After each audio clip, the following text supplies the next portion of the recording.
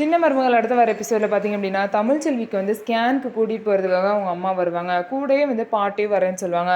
தமிழ்ச்செல்வி சேதுபதி கிட்ட போயிட்டு இந்த மாதிரி நான் ஸ்கேன் எடுக்க போகிறேன், நீங்கள் வரீங்களா அப்படின்னு சொல்லிட்டு கேட்பாங்க.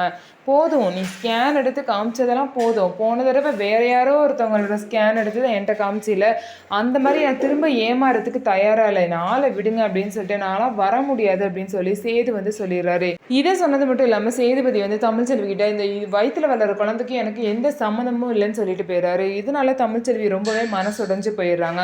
இதுக்கப்புறம் தமிழ்ச்செல்வி அவங்களோட அம்மா பாட்டின்னு சொல்லிட்டு எல்லாருமே வந்து செக்கப்புக்கு போயிருக்காங்க.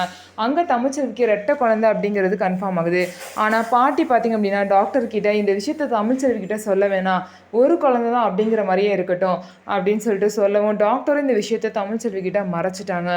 ஏன் அப்படின்னா பாட்டி ஏன் இந்த மாதிரி பிளான் பண்ணாங்க அப்படின்னா ஃப்யூச்சரில் அந்த 2 குழந்தையில ஒரு குழந்தைய அம்மா கிட்டேயும் ஒரு குழந்தைய அப்பா கிட்டேயும் வந்து கொடுத்து அவங்க 2 பேரையும் எப்படியாவது சேர்க்கணும் அப்படின்னு சொல்லிட்டு பாரதி கண்ணம்மா கதை மாதிரி கொண்டு வர போகிறாங்க.